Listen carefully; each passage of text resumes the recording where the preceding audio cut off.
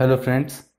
मैं आज आपको पीठासीन अधिकारियों के द्वारा उपयोग होने वाली सी टॉप मोबाइल एप्लीकेशन के बारे में जानकारी दूंगा। वीडियो शुरू करने से पहले आपसे एक रिक्वेस्ट है कि ये वीडियो आप पूरा देखिए ताकि आपको किसी भी प्रकार का कन्फ्यूज़न ना रहे सी टॉप एप्लीकेशन के बारे में। तो चलिए दोस्तों शुरू करते हैं। सबसे पहले आपको जो ये लिंक दिया हुआ है उसमें जाकर अपने मोबाइल में सी टॉप एप्लीकेशन को डाउनलोड कर लेना है और इसको इंस्टॉल कर लेना है। हो सकता है दोस्तों कुछ मोबाइल्स में ये इंस्टॉल डायरेक्टली ना हो तो आपको अननोन सोर्सेज को इनेबल करना पड़ेगा। वहाँ से आप इस एप्लीकेशन को डाउनलोड कर सकते हैं और इंस्टॉल भी कर सकते हैं। इंस्टॉल करने के बाद जैसे ही आप इंस्टॉल करेंगे इसमें 4 ऑप्शन आपको दिखाई देंगे। तो 4 परमिशन से एप्लीकेशन आपसे मांगती है, तो आपको हर बार अलाउ बटन पे क्लिक करते जाना है। इंस्टॉल करने के बाद जैसे ही आप एप्लीकेशन खोलेंगे तो आपको ऐसी स्क्रीन दिखाई देगी।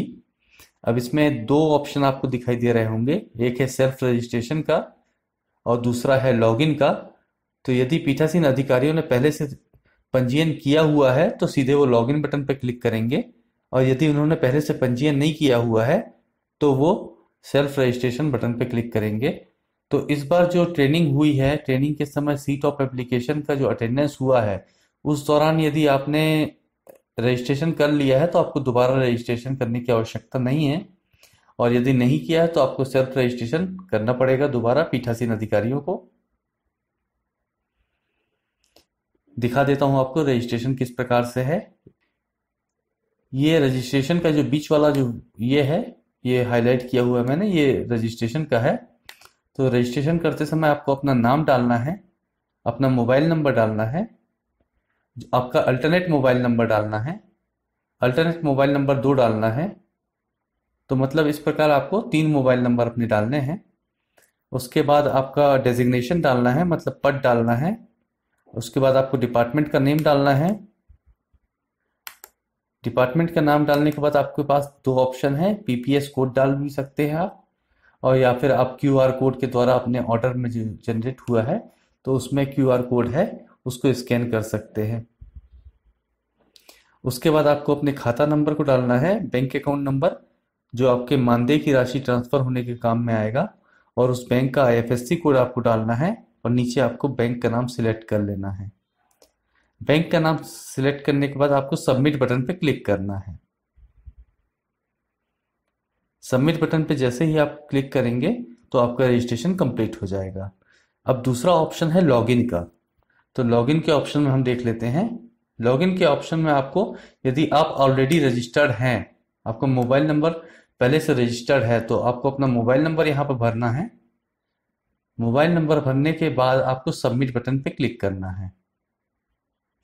एक और इम्पोर्टेंट चीज है दोस्तों कि जब आप अपने टीम के साथ, दल के साथ बैठेंगे प्रशिक्षण में, अल्टरनेट मोबाइल नंबर में आप अपने मतदान अधिकारी क्रमांक 1 और मतदान अधिकारी क्रमांक 2 का भी नंबर डाल सकते हैं, ताकि भविष्य में यदि आपके मोबाइल में कोई समस्या आती है या आपके नंबर में कोई समस्या आती है तो आप उनके मोबाइल के नंबर से भी रिपोर्टिंग कर सकते हैं। तो ये काफ़ी अच्छा फीचर है कि आपको अल्टरनेट मोबाइल नंबर डालने की फैसिलिटी दी है, ताकि भविष्य में वो किसी प्रकार की आपको समस्या ना हो। यदि पीठासीन अधिकारी पहले से पंजीकृत है तब अपने पंजीकृत मोबाइल नंबर को दर्ज करके सबमिट बटन पर क्लिक करेंगे। तो यदि आपने पहले से रजिस्ट्रेशन है आपका, या अभी रजिस्ट्रेशन आपने कंप्लीट कर लिया है, तो लॉगिन करने के लिए आप सबमिट, ये मोबाइल नंबर सबमिट करेंगे अपना और सबमिट बटन पे क्लिक कर देंगे, तो उससे आपको ओटीपी प्राप्त हो जाएगा। और दूसरा है, यदि पीठासीन अधिकारी के मोबाइल नंबर पर ओटीपी प्राप्त नहीं हो रहा है, मतलब किसी कारण से वो नंबर गुम हो गया है या सिम वर्क नहीं कर रहा है, तो आप अल्टरनेट मोबाइल नंबर पर भी ओटीपी प्राप्त कर सकते हैं। ये देखिए आपको ये यहाँ पे दिया हुआ है अल्टरनेट मोबाइल नंबर। ये 2 नंबर आपने जो डाले होंगे रजिस्ट्रेशन के दौरान, तो ये नंबर्स हैं। आप इसमें से किसी एक को सिलेक्ट कर लेंगे तो उसमें ग्रीन डॉट हो जाएगा और सबमिट बटन पे क्लिक करेंगे। अब इसका एक महत्वपूर्ण निर्देश आता है दोस्तों, जैसे ही आप लॉगिन कर लेंगे अपने मोबाइल एप्लीकेशन में तो आपको एक विंडो खुल जाएगी। इस विंडो में एक निर्देश दिया है, user do not uninstall this application until the polling activity is over. जब तक मतदान गतिविधियां समाप्त नहीं हो जाती हैं तब तक आपको इस एप्लीकेशन को अनइंस्टॉल किसी भी स्थिति में नहीं करना है। तो ये बहुत इंपॉर्टेंट है कि आपको इस एप्लीकेशन को अनइंस्टॉल बिल्कुल नहीं करना है। मतदान गतिविधि मतलब क्या है? मतदान गतिविधि आपके प्रशिक्षण से लेकर सामग्री जमा करने तक की गतिविधियां मतदान गतिविधि कहलाएंगी। तो जब तक आप सामग्री जमा नहीं कर देते, वहां से कंफर्मेशन नहीं आ जाता इलेक्शन कमीशन से आपको कि आपका सामान जमा हो गया है, आपका डेटा सर्वर में अपलोड हो गया है, अपडेट हो गया है, तब तक आपको इस एप्लीकेशन को अनइंस्टॉल अपने मोबाइल से नहीं करना है। अब जैसे ही आप लॉगिन करेंगे, तो लॉगिन करने के बाद आपको 3 काम दिखते हैं इसमें: एडिट प्रोफाइल, अटेंडेंस और रजिस्ट्रेशन फॉर पोलिंग बूथ। तो ये 3 चीज हैं जो आप कर सकते हैं। पहला चीज तो अपने प्रोफाइल को बदल सकते हैं, दूसरा है ट्रेनिंग सत्र के दौरान अटेंडेंस दे सकते हैं, इस एप्लीकेशन के माध्यम से आपको अटेंडेंस देना है ट्रेनिंग में। तीसरा है रजिस्टर फॉर पोलिंग बूथ, मतलब किसी पर्टिकुलर बूथ का जब आपको पता चल जाएगा कि आपकी ड्यूटी है इस बूथ में लगी है, तब आप इसको रजिस्टर कर सकते हैं पर्टिकुलर पोलिंग बूथ के लिए। तो आइए देखते हैं लाइन से इनको। एडिट प्रोफाइल में ही जाएंगे जैसे आप, तो पीठासीन अधिकारी जो है अपने प्रोफाइल में परिवर्तन कर सकता है, पर इसमें रजिस्टर्ड मोबाइल नंबर को परिवर्तन नहीं कर सकता। मतलब जैसे इसमें दिया हुआ है, तो आप पहला जो आपका रजिस्टर्ड मोबाइल नंबर है तो उसको आप नहीं बदल सकते हैं, बाकी अन्य जानकारियां जो हैं इसमें आप बदल सकते हैं। तो ये आप देख लीजिए, इसमें आप अकाउंट नंबर चेंज कर सकते हैं, आईएफएससी कोड चेंज कर सकते हैं और बाकी अन्य जानकारी बदल सकते हैं, सिवाय अपने रजिस्टर्ड मोबाइल नंबर के। अटेंडेंस पे, तो अटेंडेंस का सिस्टम मैंने आपको बता दिया है कि पीठासीन अधिकारी को ट्रेनिंग के दौरान 2 बार उपस्थिति देनी है, एक ट्रेनिंग शुरू होने के प्रारंभ में और दूसरा ट्रेनिंग की समाप्ति पर। और इसमें टाइम जो है वो आपका सर्वर में शो होगा, इसलिए आपको पूरे समय ट्रेनिंग में अच्छे से ट्रेनिंग लेना है। अटेंडेंस का प्रोसेस मैं पहले बता चुका हूं, तो उसको आप मेरे प्रीवियस वीडियो में देख सकते हैं कैसे करना है हमको। अब इसके बाद एक प्रोसेस आती है रजिस्टर फॉर पोलिंग बूथ। मतदान केंद्र प्राप्त होने के बाद आपको 2 तरीके से आप कर सकते हैं। पहला है आपके ऑर्डर कॉपी में जो क्यूआर कोड है, तो उसके द्वारा आप कर सकते हैं पोलिंग बूथ के लिए रजिस्ट्रेशन, और दूसरा है सेक्टर ऑफिसर के द्वारा आप पोलिंग बूथ के लिए रजिस्टर कर सकते हैं। तो इसमें आप अपने जोनल ऑफिसर जो अभी सेक्टर ऑफिसर कहलाते हैं उनकी मदद से भी कर सकते हैं। तो बेहतर रहेगा दोस्तों कि असुविधा से बचने के लिए आप अपनी जो ऑर्डर कॉपी है उसके माध्यम से आप पोलिंग बूथ के लिए रजिस्टर्ड करें, सेक्टर ऑफिसर को परेशान करने की आवश्यकता ना पड़े और ना ही आप स्वयं परेशान हो। इसके लिए जरूरी यह है कि जो आपकी ऑर्डर कॉपी है, जो आपका चुनाव का ऑर्डर है, उसको आप किसी भी स्थिति में मैला ना करें और मोड़े नहीं। यदि आप उसको मैला करेंगे और मोड़ेंगे तो आपका जो ऑर्डर कॉपी है वो स्कैन करने में, क्यूआर कोड स्कैन करने में समस्या हो सकती है। ये आप देख सकते हैं, पहला ये टिक लगा हुआ है थ्रू ऑर्डर कॉपी। तो अब देख लेते हैं ऑर्डर कॉपी के द्वारा कैसे करते हैं। और दूसरा देख सकते हैं आप ये थ्रू सेक्टर ऑफिसर, ये आप देख सकते हैं। जब आप अपने ऑर्डर कॉपी के द्वारा जाएंगे तो करना है असेंबली सिलेक्ट करना है, उसके बाद अपना पार्ट नंबर को सर्च करना है, सर्च विथ पार्ट नंबर, है ना। और उसमें क्यूआर कोड जनरेट होगा आपका, और इस क्यूआर कोड को आपको, आप जाएंगे तो आपको, यदि आपका क्यूआर कोड स्कैन नहीं हो रहा है ऑर्डर का, तो आपको सेक्टर ऑफिसर के द्वारा इस कार्य को करवाना है। तो इसमें through sector officer, sector officer पे जब आप जाएंगे तो उसमें आपको विधानसभा सिलेक्ट करनी है, अपनी लोकसभा सिलेक्ट करनी है। इसमें नीचे आपको जनरेट क्यूआर कोड का ऑप्शन दिखाई दे रहा है। जनरेट क्यूआर कोड पे जब आप क्लिक करेंगे तो आपके मोबाइल में इस प्रकार से क्यूआर कोड जनरेट हो जाएगा, और उसका जो अप्रूवल है वो सेक्टर ऑफिसर अपने मोबाइल से स्कैन करके कर सकेगा। अब जैसे ही ये प्रोसेस आपकी कंप्लीट हो जाएगी, आप क्यूआर कोड को रीड कर लेंगे अपने ऑर्डर के, या सेक्टर यदि आपके रीड नहीं कर रहा है तो आप सेक्टर ऑफिसर की मदद लेंगे उसमें। तो उसके बाद आपको कुछ इस प्रकार की स्क्रीन दिखाई देगी। इस स्क्रीन में आप देख सकते हैं, आपको प्रोफाइल है एक पॉइंट, दूसरा है लॉग आउट। तो लॉग आउट आपको बिल्कुल नहीं करना है। एक बटन है स्टार्ट ट्रैकिंग का, एक बटन है मॉक पोल एक्टिविटी का, उसके बाद है एक्चुअल पोल एक्टिविटी का, उसके बाद है रिटर्न ट्रैकिंग का, उसमें EVM change status with count का ऑप्शन है, और नीचे जो ऑप्शन है एसओएस का।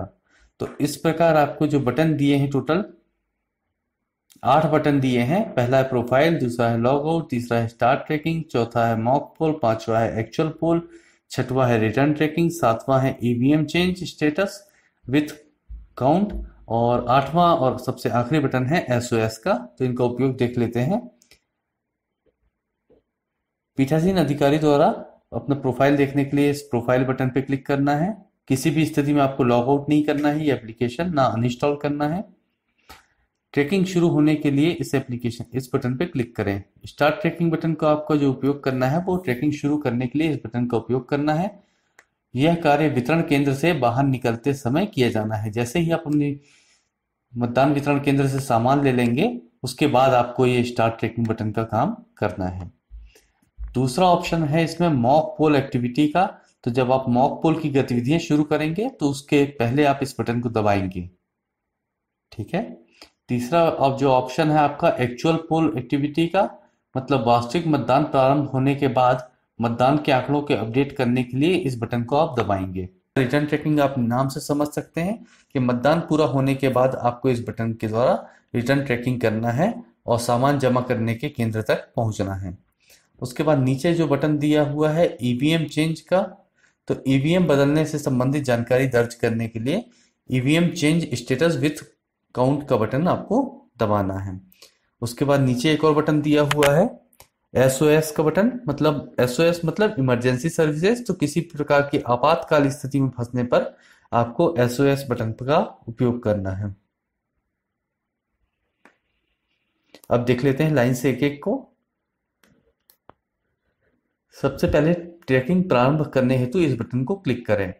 स्टार्ट ट्रैकिंग जैसे ही आप बटन पर क्लिक करेंगे तो आपका मोबाइल में नक्शा खुल जाएगा। ये देख सकते हैं आप, ये दूसरे नंबर का ऐसा नक्शा आपके मोबाइल में स्टार्ट ट्रैकिंग बटन पे क्लिक करते ही खुल जाएगा। ये वितरण केंद्र है आपका, और ये जो आपका होगा गुलाबी कलर से, ये आपका पोलिंग बूथ होगा जहां आपको जाना है। जो इसके आसपास आपके जो नीले कलर के बूथ दिख रहे हैं वो आपके निकटवर्ती बूथ हैं, मतलब आपके आसपास के अन्य बूथ भी आपको शो करेगा। तो इस प्रकार आप देख सकते हैं वितरण केंद्र और आपका बूथ इसमें दिख रहा है, और आपके निकटवर्ती जो बूथ होंगे आपके आसपास के बूथ वो भी इसमें दिखाई देंगे।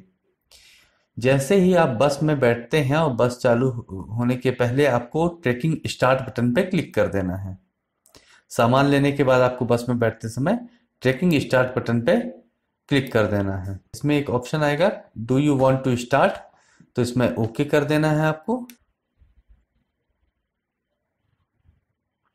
ट्रैकिंग स्टार्ट बटन पे जब आप क्लिक करेंगे तो जैसा आपका गूगल मैप इस्तेमाल करते हैं तो वैसे ही आपकी जो इसमें वास्तविक स्थिति आपकी दिखती रहेगी इस ट्रैकिंग को, और इसमें आपकी जो बस की स्थिति है, आपके वाहन की स्थिति है, जिस वाहन से आप मतदान सामग्री वितरण केंद्र से मतदान केंद्र की ओर जा रहे हैं तो उसकी स्थिति आपको दिखने लगेगी। जब आप अपने मतदान केंद्र पर पहुंच जाएंगे तो आपको ट्रैकिंग हॉल्ट बटन पे क्लिक करना है, और इसमें एक मैसेज आएगा कि if you want to stop tracking you can not start your track again. यदि आप ट्रैकिंग हॉल्ट कर देते हैं बीच में तो आप ट्रैकिंग को दोबारा शुरू नहीं कर पाएंगे। तो इसमें आपको ओके बटन पर क्लिक कर देना है क्योंकि आप मतदान केंद्र में पहुंच चुके हैं। तो ऐसा करने से जो पहला बटन है स्टार्ट ट्रैकिंग, उसका काम खत्म हो गया। अब आता है दूसरा बटन मॉक पोल एक्टिविटी का। तो जैसा आप सभी जानते हैं कि मॉक पोल एक्टिविटी किया जाना अनिवार्य है, तो इस बटन का उपयोग मॉक पोल और सीआरसी फॉर्म 14 की जानकारी भरने हेतु किया जाता है। मतलब मॉक पोल की जो जानकारी है उसको ऑनलाइन भी आप यहाँ से भेज सकेंगे कि आपने मॉक पोल कर लिया है। तो इस बटन पे जैसे ही आप क्लिक करेंगे तो आपके सामने ये मैसेज आने लगेंगे मॉक पोल डन और नॉट, क्या आपने मॉक पोल पूरा कर लिया है? तो यस, नहीं, कैंसिल। तो इसमें हाँ नहीं बटन पे आपको क्लिक करना है। मॉक पोल कर लिया होगा आपने सुबह, तो उसमें यस कर देना है। दूसरा है मॉक पोल करने के बाद आपने सीआरसी किया है कि नहीं, सीआरसी टेस्ट डन और नॉट। यदि आपने मॉक पोल कंप्लीट कर लिया है तो आपको उसके बाद सीआरसी करना है, तो उसमें यस कर देंगे।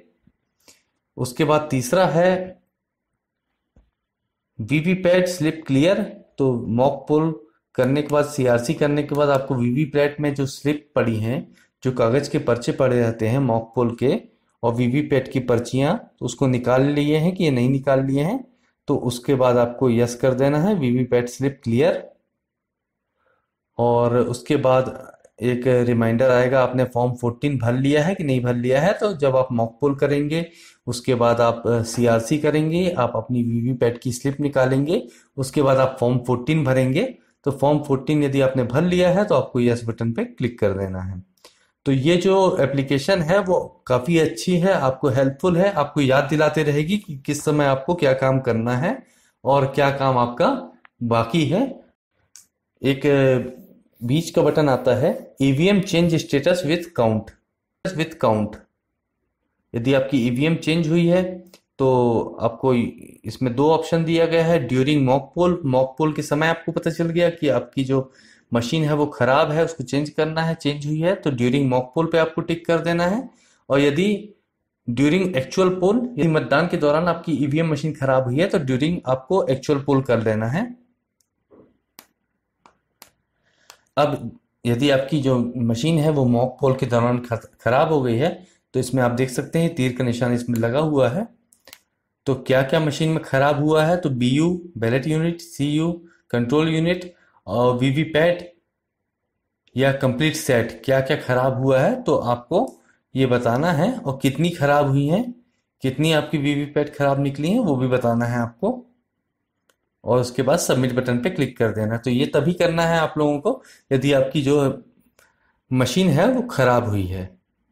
और दूसरा है आपका ड्यूरिंग एक्चुअल पोल, मतलब वास्तविक मतदान के समय मॉक पोल पे सही था, उसके बाद खराब हो गया, तो इसमें आपको क्या करना है ये देख लेते हैं।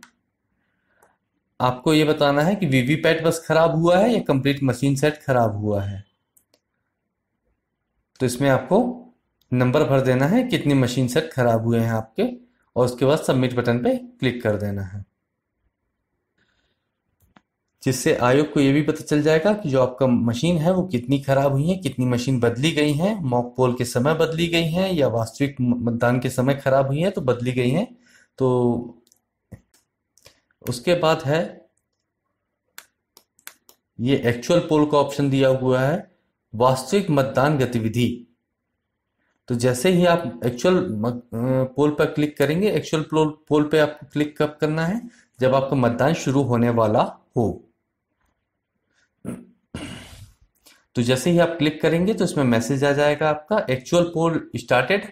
तो यदि मतदान शुरू हो गया है तो आपको यस बटन पे क्लिक कर देना है। तो सबसे पहले आपको मतदान दिवस पर मॉक पोल करने के बाद मतदान शुरू होने के पहले आपको वास्तविक मतदान गतिविधि मतलब एक्चुअल पोल बटन पे क्लिक करना है। तो इसमें आप यस कर देंगे। इसके बाद आपको मतदान गतिविधि भरनी है। तो हर 2 घंटे की रिपोर्टिंग आपको इसमें करनी है।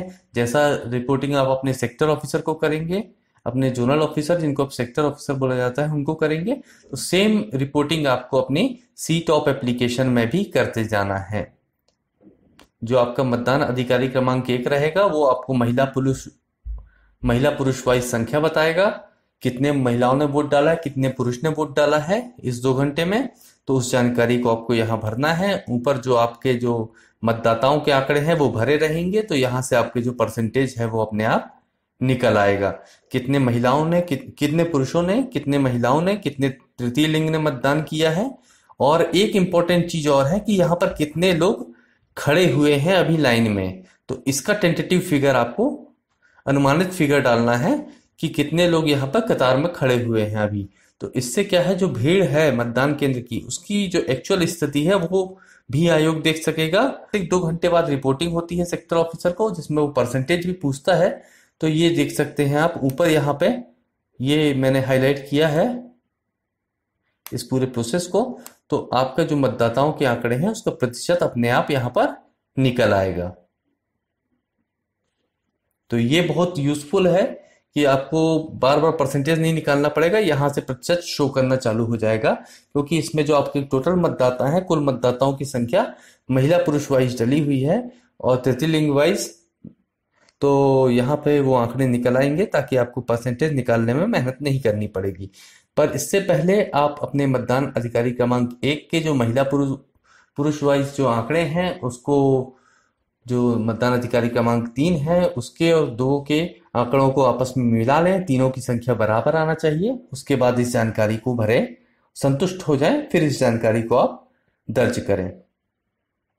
उसके बाद जब मतदान खत्म हो जाएगा आपका, तो आपको पोल स्टॉप बटन पे क्लिक करना है। पोल स्टॉप बटन पे आप क्लिक कर देंगे तो उसमें आपको पूछेगा कि पोल ईवीएम क्लोज बटन प्रेस्ड, क्या आपने ईवीएम को क्लोज कर लिया है। तो ये एक रिमाइंडर है, कई बार लोग भूल जाते हैं ईवीएम को क्लोज करना, तो उसके लिए एक रिमाइंडर है कि आपने ईवीएम क्लोज कर लिया है, तो मतदान खत्म हो गया है, आपने ईवीएम को क्लोज बटन को दबा दिया है। तो फिर उसके बाद आप इसको यस कर देंगे। एक्चुअल पोल कंप्लीटेड, क्या पूरा मतदान हो गया आपका, तो आप ओके लिख के सबमिट कर देंगे, हाँ भाई पूरा मतदान हो गया। उसमें आप मतदान केंद्र में जो फोटो है उसको भी खींच के आप अपलोड कर सकते हैं, करना है आपको। उसके बाद आप व्यू रिपोर्ट बटन आपके सामने खुल जाएगा। व्यू रिपोर्ट बटन में जाकर आप अपनी रिपोर्ट्स भी देख सकते हैं। आपने किस समय फॉर्म 14 भरा, मतदान कितने समय आपका चालू हुआ, मतदान कितने समय आपका खत्म हुआ। अब उसके बाद वाला प्रोसेस है रिटर्न ट्रैकिंग का। तो रिटर्न ट्रैकिंग उल्टा होगा, स्टार्ट ट्रैकिंग जैसे थी आपकी मतदान सामग्री वितरण केंद्र से आप अपने पोलिंग बूथ तक जा रहे थे, तो इसमें आप पोलिंग बूथ से अपने सामग्री जमा करने के केंद्र तक जाएंगे। तो आपको जैसे ही आप बस में बैठ जाएंगे सामान लेकर अपना, तो ट्रैकिंग स्टार्ट बटन पे आपको क्लिक कर देना है। ट्रैकिंग स्टार्ट बटन पे क्लिक कर देंगे तो आप वहां पर पहुंच जाएंगे और सामग्री अपनी जमा कर देंगे। तो सामग्री जमा करने के बाद आपका काम खत्म नहीं होता। सामग्री जमा करने के बाद आपको यहाँ पे inventory election material deposited button पे क्लिक करना है। क्या आपने मतदान सामग्री जमा कर दी है, तो ये जानकारी यहाँ पे क्लिक करना है आपको। इसको करने के बाद ये पूछेगा कंफर्मेशन यस और नो, तो आपको यस कर देना है। और थोड़े समय तक आप तुरंत इस एप्लीकेशन को अनइंस्टॉल ना करें, एक सजेशन है मेरा, कुछ दिन रुक जाएं, 1-2 दिन, ताकि किसी भी स्थिति में जो डाटा है उसकी हानि ना हो सके या सर्वर में डाटा आपका जमा हो जाए। तभी आप इसको कंफर्म होने के बाद 2 दिन बाद ही आप ऐसा इसको अनइंस्टॉल करें। और इसमें एक एसओएस की सुविधा है, तो इमरजेंसी सर्विसेज में आप देख सकते हैं, आप इसमें एसओएस का बना हुआ है नंबर 1 व्हीकल हेल्प के लिए, यदि आपकी गाड़ी खराब हो गई है तो आपको हेल्प की जरूरत है। दूसरा नंबर हो सकता है मेडिकल हेल्प के लिए, कि यदि आपकी किसी साथी की या आपकी तबीयत बहुत ज्यादा खराब है तो मेडिकल हेल्प के लिए। तीसरा नंबर जो है वो आपका दिया हुआ पुलिस हेल्प के लिए, कि यदि स्थिति जो है वो नियंत्रण के बाहर है तो आप पुलिस हेल्प के लिए कर सकते हैं। चौथा नंबर जो है ईवीएम की सहायता के लिए है, यदि मतदान मशीन में कोई समस्या आती है तो उसकी हेल्प के लिए आपको चौथा नंबर आपको दबाना है। और पांचवा जो नंबर है वो अन्य किसी सहायता के लिए है, तो यदि कोई अन्य प्रकार की सहायता आपको चाहिए तो आप इसको 5वें नंबर बटन को दबाएंगे और सबमिट बटन पे क्लिक कर सकेंगे। तो ये हो गई डिटेल जानकारी सी टॉप एप्लीकेशन की।